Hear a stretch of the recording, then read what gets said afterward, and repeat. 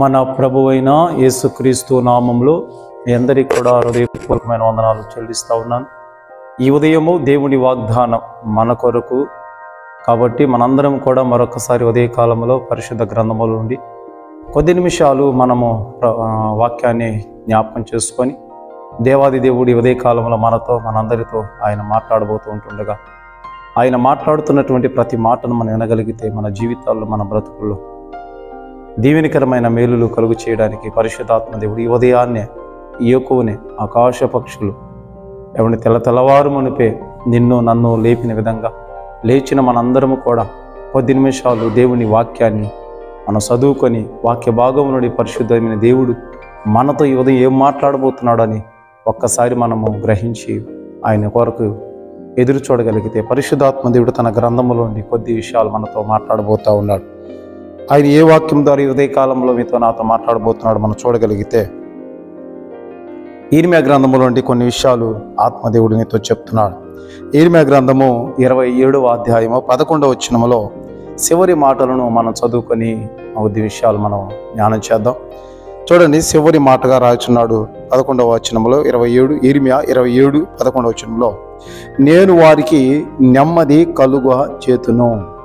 చూడండి, ఇది నాన్న దేవుడు మనకు నీకు నాకు మనకి ఆయన ఉదయకాలంలో నీ వాక్యం వింటున్న ప్రతి ఒక్కరికి, అది నీవైనా కావచ్చు నేనైనా కావచ్చు మనందరం కావచ్చు ఎవరైనా ఈ ఉదయాన్నే ఆత్మదేవుడు నీతో అంటున్నాడు, నేను నీకు లేదా నేను వారికి నెమ్మది కలుగజేస్తాను, నెమ్మది కలుగజేస్తాను. ఈరోజు నా జీవితంలో నెమ్మది లేకనే కదా, నెమ్మది లేని జీవితాలు బ్రతుకుతా ఉన్నాం కదా.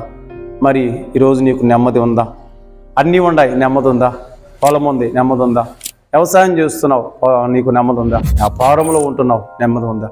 కుటుంబం పరంగా అన్ని బాధ్యతలు ఉన్నాయి, కానీ నెమ్మది లేని జీవితం ఈరోజు చాలామంది జీవిస్తూ ఉన్నారు. నేను ఒక కుటుంబానికి వెళ్ళి ప్రార్థన పూర్వకంగా వారికి ప్రార్థన చేస్తున్నప్పుడు ఆ తల్లి అంటున్నటువంటి మాటలు, అయ్యా నాకెంతో ఉంది కానీ నా ప్రాణానికి నెమ్మది లేదు, నాకు సుఖం లేదు, నాకు సంతోషం లేదు, నాకు ఆనందం లేదని ఆ తల్లి బాధపడుతున్నప్పుడు దేవాది దేవుడు ఈ వాక్యము ఆయన రూపంలో మాట్లాడటం జరిగింది. అవును, ఈ లోకంలో మనం మనుషుల ద్వారా దాన్ని అయిన వారి ద్వారా పొలము ద్వారా డబ్బు ద్వారా వ్యవసాయం ద్వారా ఉద్యోగం ద్వారా మనకి నెమ్మది లేదు.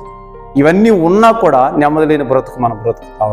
కానీ దేవుని వాక్యం సెలవిస్తుంది, ఎప్పుడైతే ఉదయాన్నే లేచావా, ఉదయాన్నే నువ్వు వాక్యం ధ్యానిస్తున్నావా, వాక్యములో ఉన్న సత్యాన్ని గ్రహించగలిగితే వాక్యమై ఉన్న దేవుడు నా జీవితంలో అయినా నెమ్మది కలుగు చేస్తాడు, నెమ్మదిని ఇస్తాడట. నెమ్మది నేను కలుగు చేస్తున్నానని దేవుడు అంటున్నాడు. ఆ నెమ్మది కోసమే పరిశుద్ధ గ్రంథంలో కూడా ఏమండి 1వ రాజుల గ్రంథం 5వ అధ్యాయం 4వ వచనంలో కూడా ఓ చక్కని మాట మనం జ్ఞాపకం చేసుకోగలిగితే అక్కడ కూడా కొద్ది నిమిషాలు చూడండి. 1వ రాజుల గ్రంథంలో 5వ అధ్యాయం 4వ వచనంలో కూడా చక్కని మాట పరిశుద్ధాత్మ దేవుడు మన కొరకు ఓ రాజుని గురించినటువంటి మాట మనకు తెలియపరుస్తూ ఉన్నాడు. చూడండి, ఇక్కడ అంటున్నాడు, తన దేవుడైన యెహోవా నామ ఘనతకు అతడు మందిరమును కట్టింపగా పోయెను, నీవెరుగుదు. ఇప్పుడు శత్రువు ఒకడు లేకుండును, అపాయమేమియూ కలగకుండును. నా దేవుడైన యెహోవా నలుదిశలా నాకు నెమ్మది దయచేసి ఉన్నాడు, నలుదిశలా నాకు నెమ్మది దయచేసి ఉన్నాడు. ఒక రాజు అంటున్నటువంటి మాట, నలుదిశలా. మరి ఈరోజు నలుదిశలా నీకు నెమ్మది ఉందా? నలుదిశల ప్రాంతంలో నెమ్మది పొందుకుంటున్నావా? నెమ్మది లేని జీవితాన్ని జీవిస్తున్నాం ఈరోజు మనం.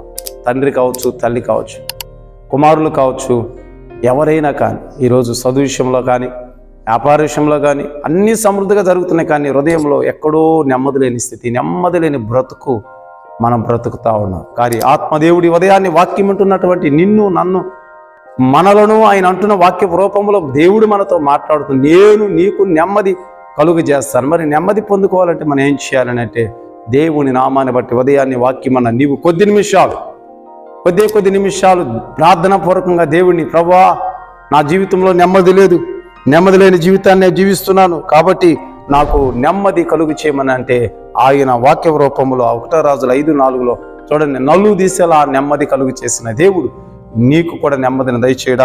అలాగే 2వ విషయంలో 2వ రాజుల గ్రంథం 1వ రాజుల గ్రంథం 8:13లో కూడా ఓ చక్కని మాట మనం చూడగలిగితే ఆడ కూడా ఒక మాట రాయబడింది, నీవు నివాసము చేయుటకు నేను మందిరము కట్టించి ఉన్నాను, సదాకాలము అందులో నీవు నివసించుటకై నేను ఒక స్థలము ఏర్పరిచి ఉన్నాను అని చెప్పి తన ముఖమును చూడండి, అక్కడ సొలొమోను చేసినటువంటి మాట ఏంటంటే, నీవు నివాసము చేయుటకు, చూడండి, నీవు నివాసము చేయుటకు నేను ఒక చక్కని మందిరము. ఎక్కడ మందిరం? ఇది.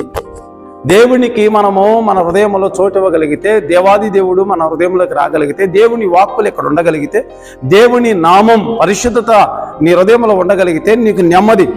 ఎక్కడి నుంచి వస్తుంది నెమ్మది అంటే, దేవుని వాక్యం మనలో ఉండాలి, దేవుని ప్రార్థన ఉండాలి, దేవుని యందు విశ్వాసం కనుక మనలో ఉంటే అవే మనకు నెమ్మదినిస్తాయి.